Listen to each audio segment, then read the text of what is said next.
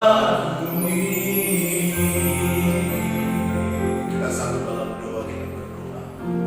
Tuhan, ini bukan hanya pujian yang kami tahu dan kami hafal, tetapi ini adalah sebuah mazmur dari kedalaman hati kami, bahwa hanya ada satu pribadi yang membuat kami kagum dalam hidup ini, yaitu Yesus Tuhan dan Juru Selamat. Engkau sudah mengerjakan sebuah karya terbesar bagi kami, karya yang tidak dapat dibuat oleh tangan manusia manapun. Hanya Yesus saja yang sanggup mengerjakan itu. Karena karya penebusan-Mu itu, ya Allah, kami memperoleh kasih karunia dan kami terbebas dari hukuman dosa. Pada pagi hari ini tidak ada alasan untuk kami tidak beribadah, karena Tuhan sudah menebus setiap kami. Dalam nama Yesus kami mau merenungkan, ya Tuhan, firman-Mu yang adalah kebenaran dalam kehidupan kami.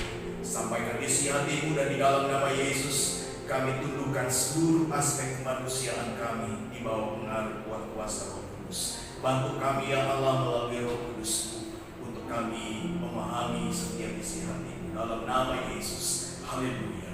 Kami siap, ya Tuhan, untuk merenungkan kebenaran firman-Mu di dalam nama Tuhan Yesus Kristus. Haleluya. Mari setiap kita berkata amin. Tuhan, silakan duduk. Bapak Ibu yang dikasihi oleh Tuhan, shalom.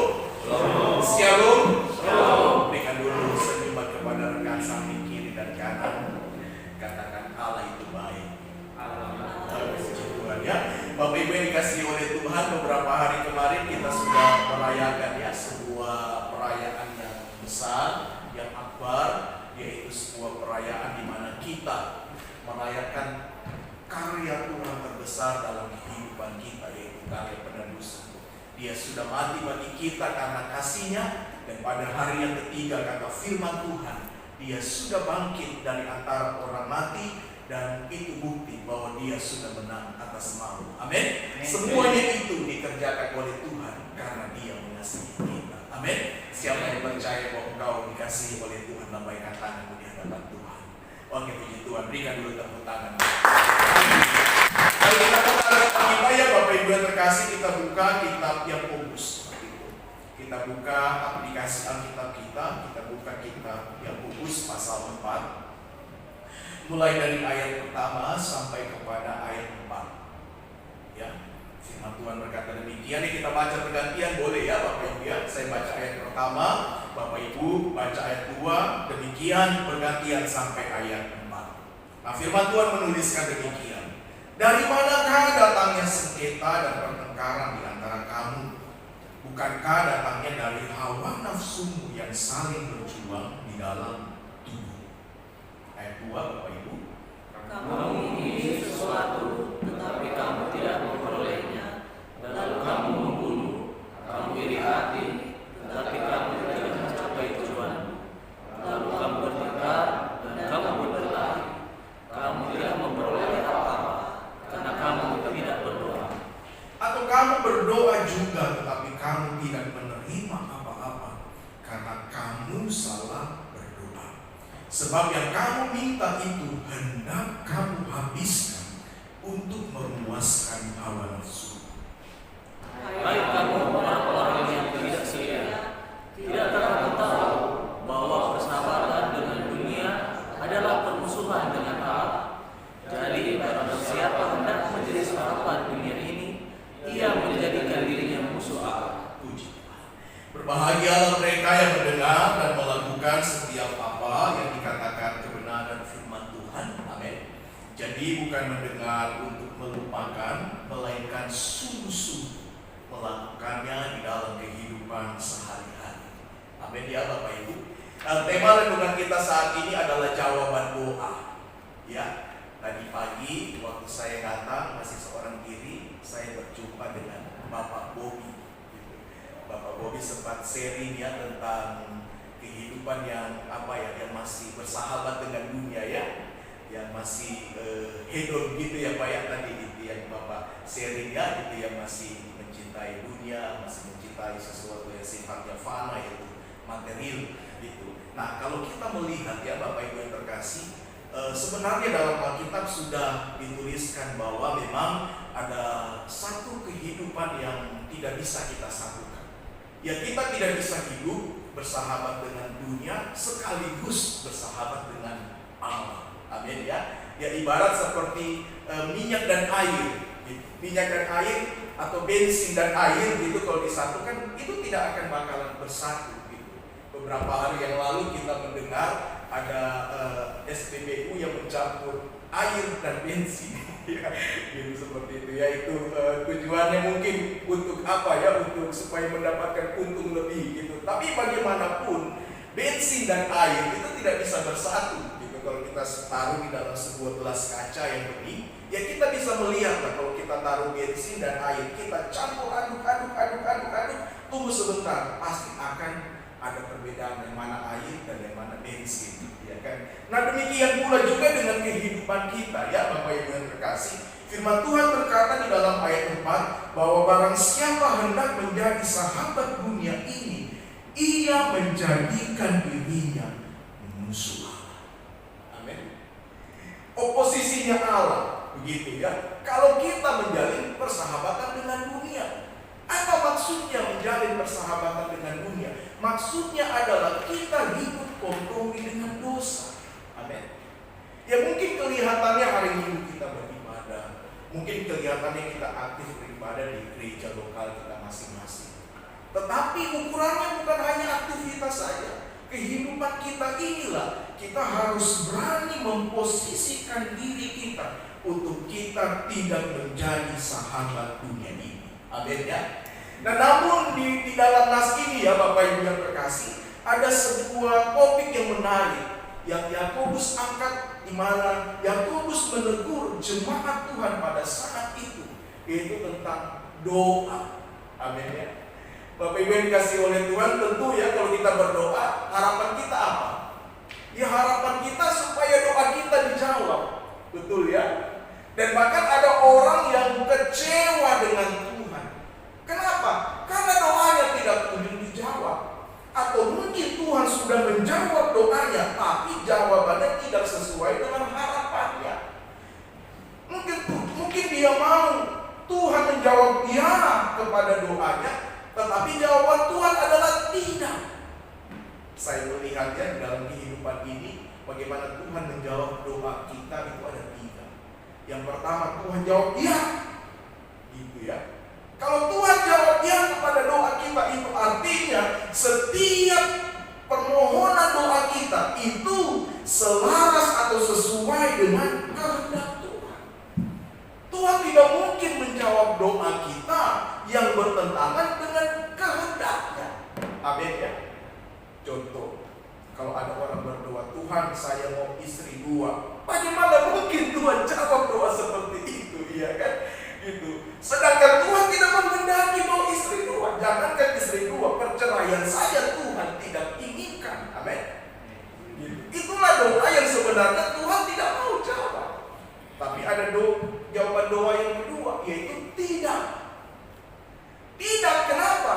Karena memang yang kita minta itu tidak sesuai dengan kebenaran firman Tuhan, dengan kehendaknya.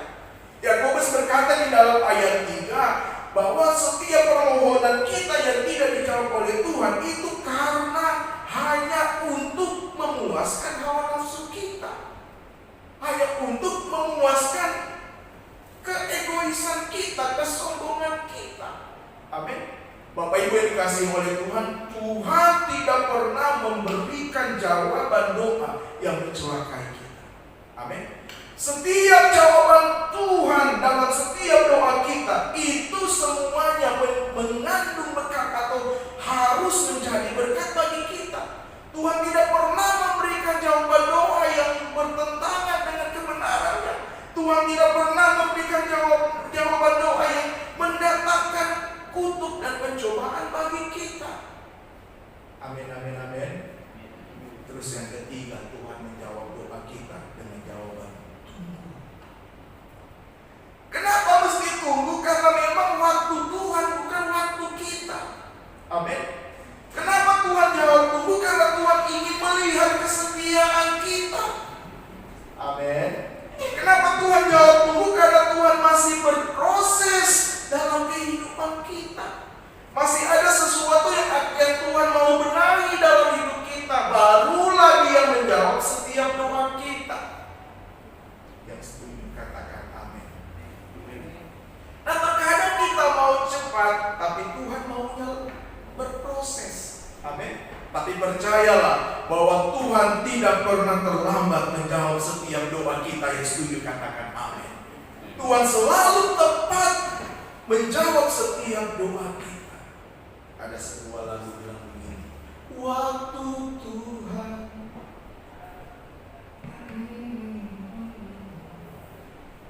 walau kadang tak mudah dimengerti, lewati cobaan tak, waktu Tuhan pasti yang terbaik. Amin, amin, amin. Firman Tuhan berkata bahwa rancanganku bukanlah rancanganmu. Artinya bahwa Tuhan tidak pernah menjawab setiap doa kita terlambat. Rancangan Tuhan bukan rancangan kita. Yang mesti kita lakukan adalah kita berserah kepada rancangan Tuhan.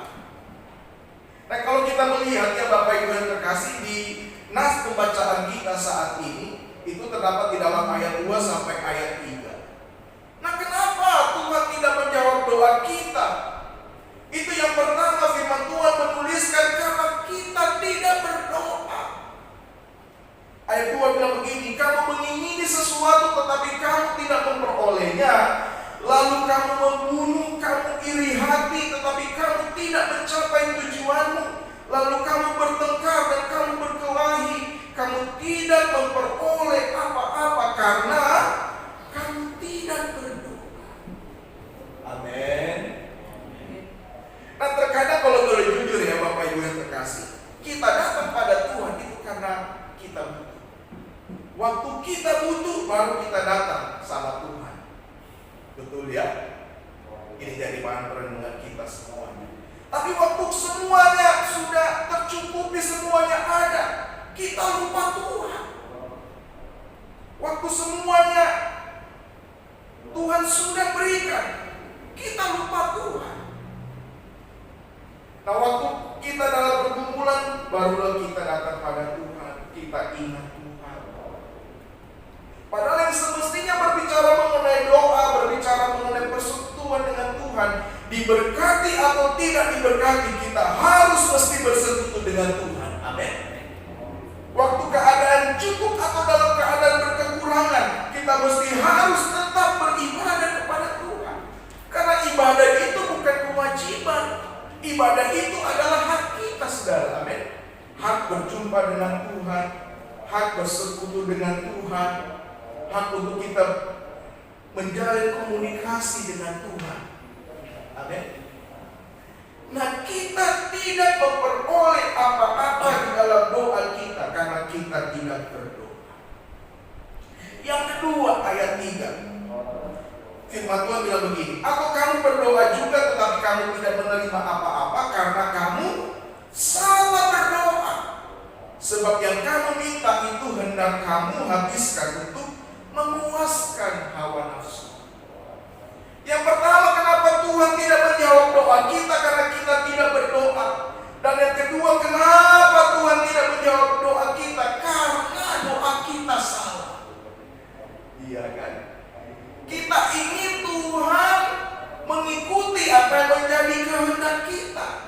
Padahal yang semestinya waktu kita berdoa, kita mesti berdoa sama seperti Yesus waktu di Taman Getsemani. Dia berkata, kalau boleh cawan ini lalu daripadaku, tetapi bukan kehendakku yang jadi, tetapi kehendak.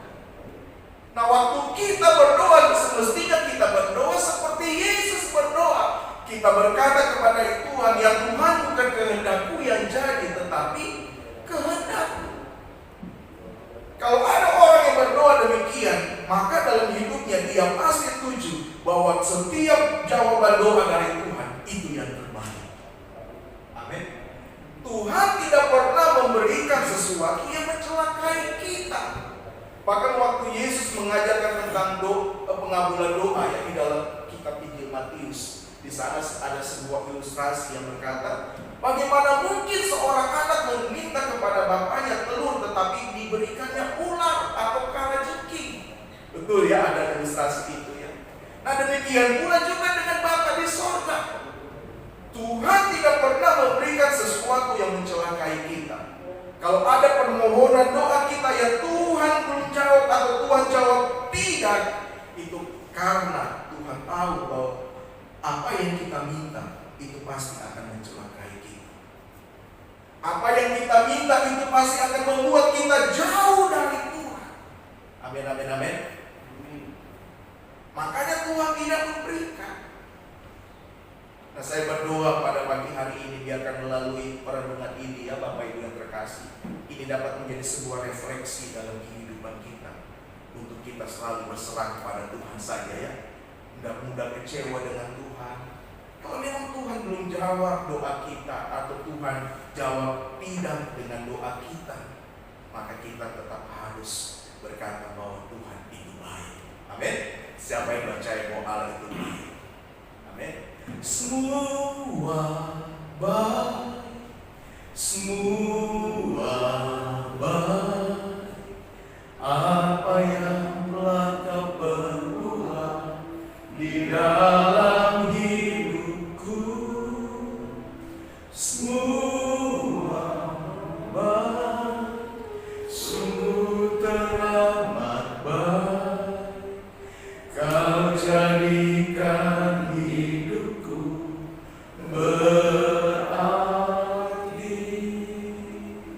Amin. Tuhan baik. Amin. Tuhan itu baik, saudara ya. Saya berdoa melalui perenungan ini, kita tidak ada lagi yang kecewa dengan Tuhan. Setiap doa kita pasti Tuhan jawab kalau itu memang sesuai dengan kehendak-Nya, sesuai dengan kebenaran firman-Nya. Kalau ada doa kita yang Tuhan jawab, itu artinya itu akan mendatangkan berkat bagi kita, bukan mencelakai kita. Namun kalau ada jawaban doa kita yang Tuhan belum jawab atau Tuhan sudah jawab dengan jawaban tidak, maka itu pasti akan mencelakai kita. Makanya Tuhan tidak berikan itu, karena itu pasti akan membuat kita jauh dari Tuhan. Dan saya berdoa dalam kehidupan kita sebagai orang-orang yang percaya, kita mempunyai doa yang benar di hadapan Tuhan, sehingga Tuhan berkenan dalam hidup kita. Amin. Bukan hanya saat ada dalam pergumulan atau pencobaan saja kita berdoa, tetapi ketika ada di dalam kelimpahan pun juga kita berdoa. Dalam segala hal kita terus berdoa, bersekutu dengan Tuhan, karena kita mengasihi Tuhan. Amin. Mari kita bangkit berdiri dalam kita nyanyikan pujian tadi ya Bapak Ibu yang terkasih. Semua baik, semua baik.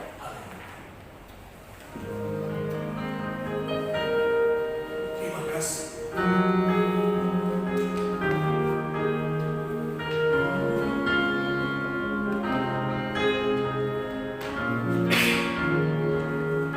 Dari semula kita nyanyi. Haleluya. Dari semula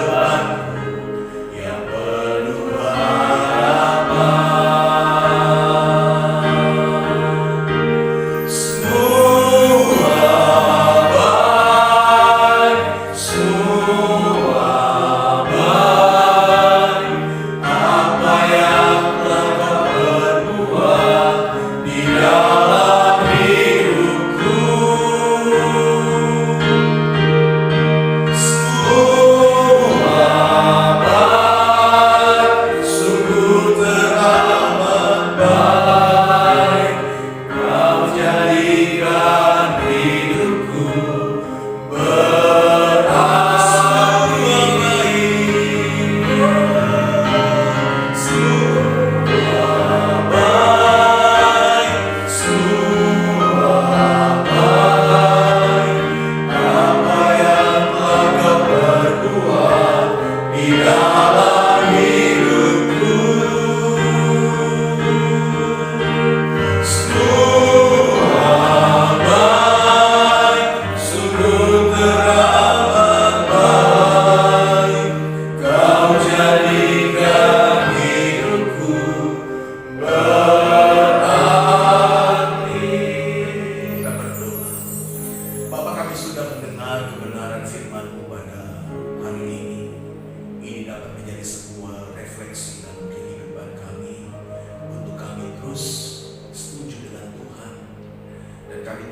kecewa karena Tuhan tidak pernah memberikan sesuatu yang mencelakai kami.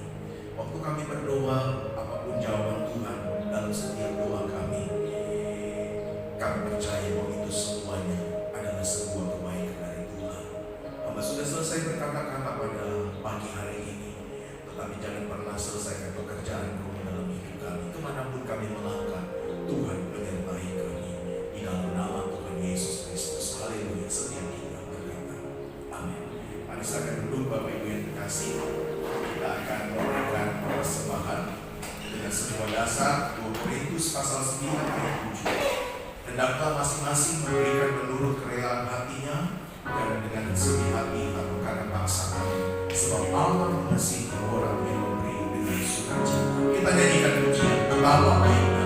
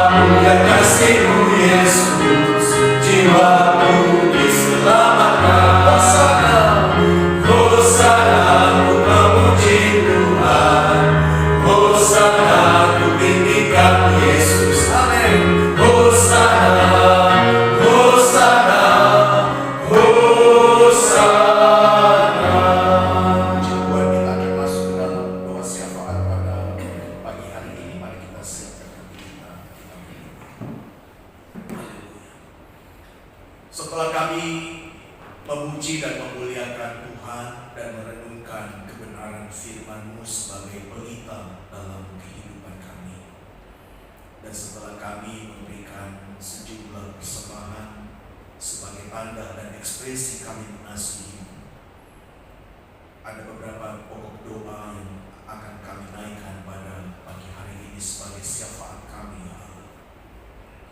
Pada pagi ini hamba tidak lupa berdoa bagi setiap persembahan yang sudah diberikan. Tuhan berkati setiap tangan yang sudah memberi. Tuhan berkati di dalam profesi sebagai seorang abdi negara, yaitu sebagai seorang kepolisian. Tuhan memberkati anggota Ekumene Binrota Polresta Kota Palu. Keberadaan persekutuan ini ada di dalam rencana Tuhan, dan biarkan persekutuan ini dapat menjadi alat yang dapat membina seluruh anggota kepolisian yang tergabung di dalam satuan Polresta Kota Palu, sehingga mereka semuanya Tuhan dapat bertumbuh di dalam anugerah-Mu. Kehidupan mereka dapat menghasilkan buah, baik itu buah roh maupun buah kebenaran. Pada kesempatan pagi hari yang indah ini kami berdoa buat negara kami yang tercinta, yaitu negara Kesatuan Republik Indonesia. Tuhan memberkati bangsa yang besar ini. Tuhan melihat setiap kejadian demi kejadian yang terjadi, terlebih khusus kejadian pasca pemilu yang sedang bergulir saat ini. Biarkan Tuhan yang merenda semuanya menjadi sebuah rencana yang indah. Berkati bangsa kami, ya Allah, dari tingkat pusat, daerah maupun sampai tingkat kabupaten. Dan kami pun juga berdoa bagi provinsi di mana kami berkarir, yaitu Provinsi Sulawesi Tengah dan juga Kota Palu. Tuhan memberkati provinsi ini, biarkan potensi demi potensi yang terkandung di provinsi ini dapat termaksimalkan secara efektif. Dan kami pun juga berdoa bagi Kota Palu, biarkan kota ini dapat selalu kondusif, ada damai dan sentosa di kota ini. Dan kami doa pun juga bagi persiapan yang akan dilakukan menjelang Hari Raya Idul Fitri, yaitu ada persiapan untuk operasi ketupat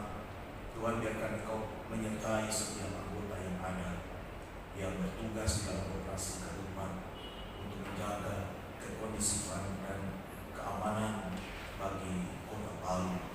Di dalam nama Yesus, jauhkan dari segala bentuk hal-hal yang tidak diinginkan ya Tuhan. Engkau Allah yang berkarya, bergerak secara luar biasa. Jauhkan mereka Tuhan, setiap anggota yang ada di dalam tugas mereka dari segala bentuk dunia orang jahat, dari segala bentuk kecelakaan, dari segala bentuk hal-hal yang tidak diinginkan dalam nama Yesus. Dan kami pun juga berdoa bagi setiap anggota yang tergabung di dalam persekutuan ini, yaitu persekutuan Ekumene Bintrontal Polresta Kota Palu, keluarga besar Bintrontal khususnya beragama Kristen. Tuhan memberkati di dalam nama Yesus, keluarga mereka, istri dan anak-anak diberkati oleh Tuhan di dalam nama Yesus. Yang berulang tahun pun juga Tuhan pasti memberkati. Setiap anggota yang tidak hadir pada pagi hari ini, Engkau Allah yang mengetahui halangan mereka, yang sakit Tuhan sembuhkan, yang berduka cita Tuhan berikan sukacita, yang lagi dalam masalah Tuhan selesaikan menurut waktu dan cara Tuhan di dalam nama Yesus. Kami berdoa bagi anggota yang sudah hadir, Tuhan memberkati, Tuhan balas setiap apa yang mereka lakukan dengan berkat dan kami ganda. Setiap pergumulan kami serahkan ke dalam tangan Tuhan, dan setiap doa yang tidak kami sampaikan, Engkau Allah yang tahu semuanya, Engkau pasti menjawab tepat pada waktunya di dalam nama Tuhan Yesus. Di penghujung syafaat kami saat ini, kami akan mengakhirinya dengan doa yang Tuhan ajarkan bagi kami. Kita berdoa. Bapa kami yang di surga, dikuduskan namamu, datanglah kerajaan-Mu, jadilah kehendakmu di surga. Berikan kami pada hari ini makanan kami yang secukupnya, dan ampunilah kami dosa kami, seperti kami juga mengampuni dosa kami. Dan jangan kami bawa kami ke dalam cobaan, tetapi bebaskanlah kami dari yang jahat. Karena Engkau Allah yang berkuasa dan kuasa dan kemuliaan selama-lamanya. Amin. Mari kita bangkit berdiri kita mengangkat kita saat ini dan ucapkan amin di dalam setiap perkataan yang saya ucapkan sebagai doa. Tuhan memberkati engkau dan melindungi engkau, katakan amin. Tuhan menyinari engkau dengan wajahnya dan memberi engkau kasih karunia. Tuhan menghadapkan wajahnya kepadamu dan memberi engkau damai sejahtera. Terimalah berkat ini di dalam nama Bapa, Anak dan Roh Kudus.